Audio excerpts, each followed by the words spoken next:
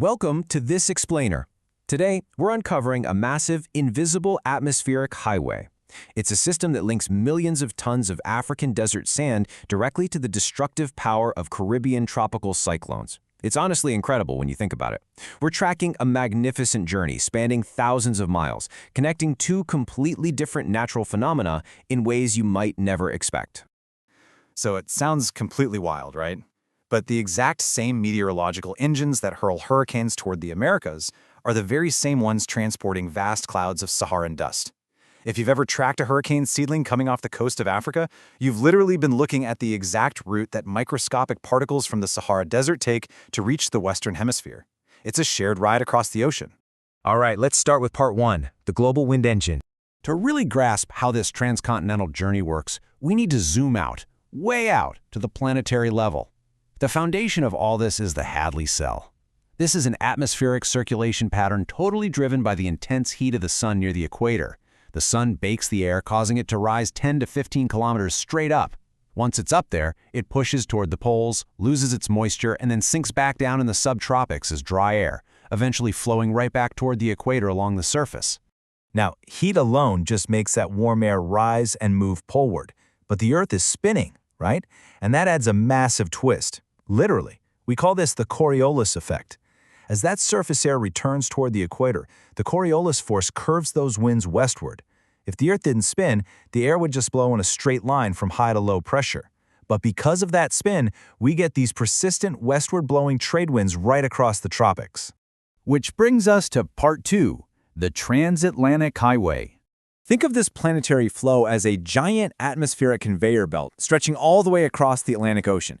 Whether we're talking about a hurricane seedling, those clusters of storms rolling off the African coast, or a massive Saharan dust cloud, they are both firmly embedded in these easterly trade winds.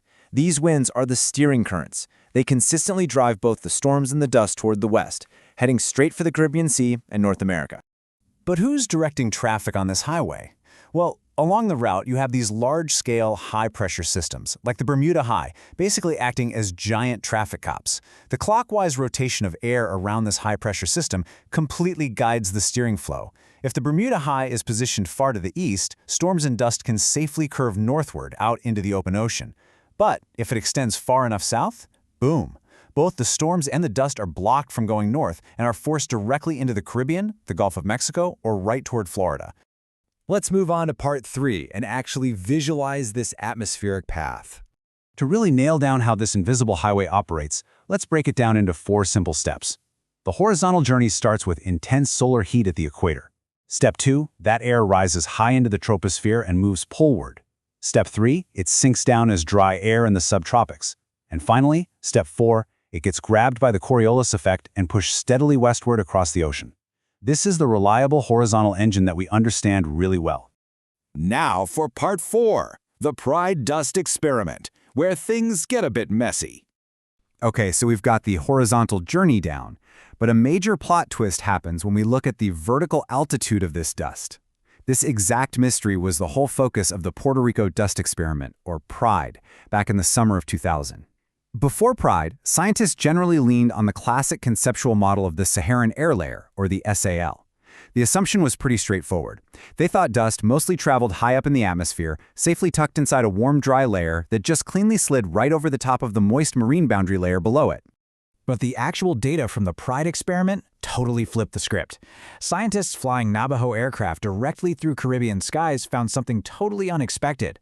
Early in the study, the dust wasn't neatly packed away high up in the SAL at all. Instead, it was heavily concentrated much lower down, right in the marine and convective boundary layers. And even weirder, the larger, heavier dust particles weren't settling out towards the bottom like you'd expect after a massive transatlantic journey. The big takeaway here is that basic gravitational settling just doesn't fully explain this complex vertical structure. Think about it for a second. A dust particle traveling across the Atlantic takes roughly 6 days. The laws of physics dictate that the larger, heavier particles should absolutely fall out over that transit time. Yet researchers found large particles that should have dropped a kilometer or more were still happily suspended aloft. And the size distribution of the dust wasn't changing smoothly with height at all. So if simple gravity isn't pulling them down, what's keeping them up? Well, researchers suspect that dust's vertical position is constantly being scrambled by a wildly complex mix of atmospheric mechanics. We're talking about easterly waves, those same turbulent forces that birth hurricanes, causing deep convection and violently mixing the atmosphere. Add to that differential advection, where layers of air at different heights are shearing and traveling at totally different speeds, plus the specific flow patterns right as the dust leaves the African coast. It's just a highly dynamic, incredibly turbulent environment up there. Which naturally leads us to part 5, why dust layering actually matters. You're probably wondering, why do we care if microscopic dirt is sitting at 1,000 meters or 5,000 meters? The answer is radiative forcing. This is a massive concept in climate science. Think of radiative forcing like a blanket wrapped around the Earth. Exactly where you position that blanket changes how heat is either trapped or reflected. The vertical distribution of this dust fundamentally changes how our atmosphere absorbs or reflects solar energy, particularly at infrared wavelengths. Dust sitting low has a vastly different thermal impact on the atmosphere than dust sitting high up. And the real-world stakes here are huge. If we don't know exactly where the dust is vertically, we face some major scientific roadblocks. Trying to translate a flat, two-dimensional satellite image into an accurate three-dimensional model becomes incredibly uncertain.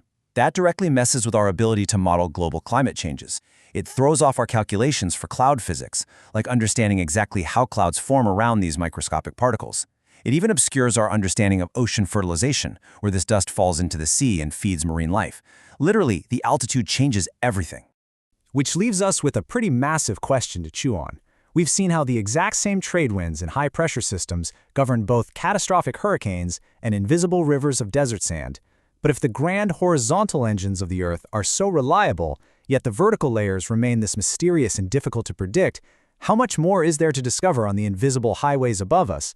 Honestly, what else is hitching a ride on the trade winds?